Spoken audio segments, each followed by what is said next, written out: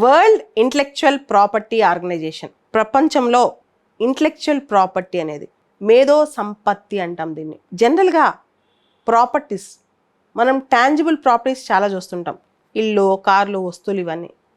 Intellectual property అంటే మన mind, మన ఇంటలెక్ట్ యూజ్ చేసి క్రియేట్ చేసేదే ఇంటలెక్చువల్ ప్రాపర్టీ అనమాట. Patents, copyrights, trade marks, geographical designs, ఇలాంటివన్నీ కూడా మనం వీటికి ఐపీఆర్స్ తీసుకోవాలి అంటాం. అంటే ఇంటలెక్చువల్ ప్రాపర్టీ రైట్స్. నువ్వు ఒకటి నీ బ్రెయిన్ ఉపయోగించి, నీ మైండ్ ఉపయోగించి క్రియేట్ చేస్తే, నీ మేధస్సు ఉపయోగించి క్రియేట్ చేస్తే దానిపైన నీకు హక్కు ఉంటుంది అని చెప్పి. అయితే సనాతనంగా చాలా సంవత్సరాల నుంచి కొన్ని దేశాల్లో ప్రత్యేకమైన జీవ వైవిధ్యం ఉంటుంది. అంటే intellectual property, genetic resources and associated traditional knowledge. ఉదాహరణకి భారతదేశం ఉంది. మనం చాలా నాటు వైద్యాలు చేస్తుంటాం. ఈవెన్ వేపాకుతో కానీ, రకరకాల ఆకులతో, పసుపుతో కానీ, ఇవన్నీ చాలా ఉంటాయి అన్నమాట. ఇదంతా మన ట్రెడిషనల్ నాలెడ్జ్, పెద్దల నుంచి మనకు వచ్చిన నాలెడ్జ్. అదేవిధంగా మన దగ్గర రకరకాల చెట్లు, ఆకులు, పూలు, పల్లెటూళ్ళు అయితే ప్రతిదానికి ఒక వైద్యం దొరికిద్ది. అయితే ఎవరన్నా వచ్చి దీన్ని కొట్టేసి మన దగ్గర అది కాజేసి దానిపైన వాళ్ళకే హక్కు ఉందని చెప్పి వాళ్ళు ఒక బిజినెస్ చేస్తే మనకి ఎలా అనిపిస్తుంది? అది కూడా అంతర్జాతీయంగా పెద్ద పెద్ద కంపెనీలు వచ్చి. సో వీటి మీద ఇండియా ఎప్పటి నుంచో పోరాడుతుంది. ఇంకా ఏం చేసింది తెలుసా?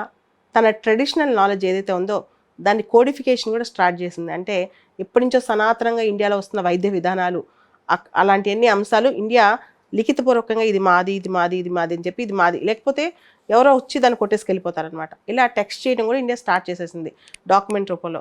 ఇలా జరుగుతున్నప్పుడు 1999లో 1999లో కొలంబియా దేశం WIPOలో వరల్డ్ ఇంటలెక్చువల్ ప్రాపర్టీ ఆర్గనైజేషన్ సంబంధించి ఒక ప్రపోజల్ చేసింది.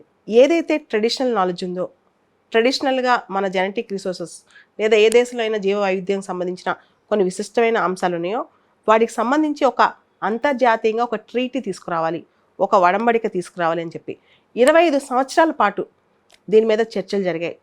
ప్రాపర్గా అయితే 2021 నుంచి ఇంకా పెద్ద డైలాగ్ ప్రాసెస్ జరిగింది. ఈ వారంలో అంటే మే 24వ తారీఖున చివరిలో ఒక ట్రీటీ కంక్లూడ్ అయిందనమాట. అంటే దాదాపు 25 సంవత్సరాల నుంచి ఈ ట్రీటీ అనేది చర్చల్లో ఉంది, చివరికి కంక్లూడ్ అయింది. ఈ కంక్లూడ్ అయిన treaty WIPO World Intellectual Property Organization, దీని హెడ్ క్వార్టర్స్ జెనీవాలోనే, అక్కడ చర్చలు జరిగే ట్రీటీ కంక్లూడ్ అయిందనమాట. ఇది భారతదేశానికి ఒక హిస్టారిక్ విన్, ఒక సిగ్నిఫికెంట్ విన్ అని చెప్పుకోవచ్చు. భారతదేశానికి మాత్రమే కాదు, గ్లోబల్ సౌత్, ప్రపంచంలో అభివృద్ధి చెందుతున్న పేద దేశాలన్నిటికి కూడా ఇది ఒక హిస్టారిక్ విన్ అని చెప్పుకోవచ్చు. ఎందుకంటే ఇంతకాలం వీటి యొక్క జీవ వైవిధ్యాన్ని కానీ, వీటి యొక్క జెనెటిక్ రిసోర్సెస్ని కానీ ప్రాపర్గా ప్రొటెక్ట్ చేసే ట్రీటీ లేదు.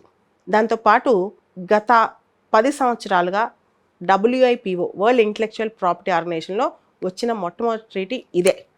మొత్తం WIPOలో 27 ట్రీటీస్ సైన్ అయ్యాయి. దానిలో లాస్ట్ 10 ఇయర్స్లో వచ్చిన ట్రీటీ ఇది ఒకటే అనమాట.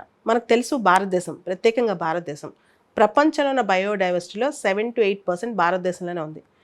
అండ్ మన దగ్గర traditional knowledge, associated traditional knowledge కూడా చాలా ఎక్కువ. జెనెటిక్ రిసోర్సెస్ సంబంధించిన చాలా ట్రెడిషనల్ నాలెడ్జ్ మన దగ్గర ఉంది. మన దగ్గర ఒకప్పుడు ఋషులు, మునులు కూడా చాలా వాటికి నయం చేసేసేవాళ్ళు అనమాట. ఓకే, ఇలాంటి ట్రెడిషనల్ నాలెడ్జ్ మనం కాపాడుకోవాలి అనేది మనకు చాలా ఇంపార్టెంట్ అనమాట.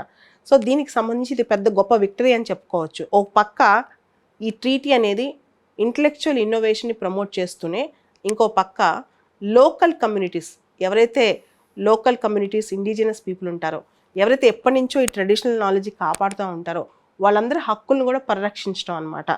ఇప్పుడు ఇలాంటి జెనెటిక్ రిసోర్సెస్ కానీ, ట్రెడిషనల్ నాలెడ్జ్ పైన కానీ, జనరల్గా యాజ్ సచ్ జెనెటిక్ రిసోర్సెస్ మీద ఆటోమేటిక్గా ఎవరికి పేటెంట్ రాదు. కానీ జెనెటిక్ రిసోర్సెస్ మీద వీళ్ళు ఏదైనా డెవలప్ చేశారనుకోండి, అప్పుడు అంటే ఒక జెనెటిక్ రిసోర్స్ తీసుకుని దాని మీద వీళ్ళు ఏమైనా ఎడిషన్ చేసి డెవలప్ చేస్తే వీళ్ళకి ఒక పేటెంట్ అప్లై చేయొచ్చు అనమాట. పేటెంట్ అప్లై చేసేటప్పుడు ఇక నుంచి పేటెంట్ అప్లై చేసేటప్పుడు ఆ రిసోర్స్ ఎక్కడి నుంచి తీసుకున్నారు, ఏ దేశం నుంచి తీసుకున్నారు, దాంతోపాటు ఆ రిసోర్స్ని ఇంతవరకు కాపాడుకుంటూ వచ్చిన లోకల్ కమ్యూనిటీ, ఇండిజినస్ పీపుల్ ఎవరు, స్థానికంగా ఏ తెగవాళ్ళు లేదా ఏ కమ్యూనిటీ వాళ్ళు ఆ రిసోర్స్ని కాపాడుతూ వచ్చారు, ఇవన్నీ ఖచ్చితంగా వీళ్ళు రాయాలన్నమాట. సో ఇది చాలా ఇంపార్టెంట్. సో దీంతో పాటు ఇప్పటి వరకు ఏంటంటే జెనెటిక్ రిసోర్సెస్ సంబంధించి ప్రాపర్ చట్టాలు లేవు ఏ దేశంలో కూడా. ఎవరు పడితే వాళ్ళు వాడుతూ ఉండేవాళ్ళు అనమాట. జెనెటిక్ రిసోర్స్ చాలా పెద్ద పెద్ద దేశాలు ఏం చేస్తున్నాయి అంటే ఇప్పుడు ట్రెడిషనల్ నాలెడ్జ్, రకరకాల దేశాల్లో ఉన్న ట్రెడిషనల్ నాలెడ్జ్ తీసుకుని వైద్య విధానాలు కనిపెట్టి దానికి సంబంధించి మెడిసిన్స్ తయారు చేసి లేదా టెక్నిక్స్ తయారు చేసి అమ్ముతున్నాయి. అంటే ఒక ట్రెడిషనల్ నాలెడ్జ్ని ప్రాఫిట్ రూపంలో తీసుకెళ్తున్నాయి అనమాట. సో అలా తీసుకెళ్తున్నప్పుడు ఖచ్చితంగా లోకల్ కమ్యూనిటీస్ ఎవరైతే ఇన్ని సంవత్సరాలుగా ఆ ట్రెడిషనల్ నాలెడ్జ్ దాచిపెట్టారో, దాన్ని ప్రోత్సహిస్తూ వచ్చారో, దాన్ని కాపాడుతూ వచ్చారో వాళ్ళకి బెనిఫిట్ అందాలి. దాంతోపాటు ఏ దేశంలో ఆ నాలెడ్జ్ ఉంది, అసలు అది ఏ దేశానికి సంబంధించింది, ఆ ఒరిజినాలిటీ ఉండాలన్నమాట. ఇదే మొత్తం ఈ ట్రీటీ అనమాట. సో ఇక ముందు భారతదేశం కానీ రకరకాల దేశాల్లో మనం ఏ విధంగా పేటెంట్ హక్కుల విషయంలో మాత్రం ఎక్కడి నుంచి ఆ అంశం పర్టికులర్ రిసోర్స్ వచ్చిందనేది తెలిసిపోతుంటుంది అనమాట. ఇక్కడ మనం చిన్న ఒక ఉదాహరణ తీసుకుందాం. దక్షిణ అమెరికా ఖండంలో వ్యాంపైర్ బ్యాట్ యొక్క సెలైవాని కనుక వాడితే మనిషి హృదయంలో ఉన్న ఆర్టరీస్, గుండెలో ఉన్న ఆర్టరీస్ బ్లాక్స్ తొందరగా కరిగిపోతాయి అనమాట. ఈ బ్లాక్స్ అని కరిగిపోతాయి. ఇది వాళ్ళ ట్రెడిషనల్ నాలెడ్జ్. సో ఇక్కడ కొంతమంది ఎక్స్పర్ట్స్ ఏమంటున్నారంటే ఇంత పెద్ద ట్రీటీ చేసిన బయోపైరసీని వీళ్ళు అరికట్టలేకపోతున్నారు.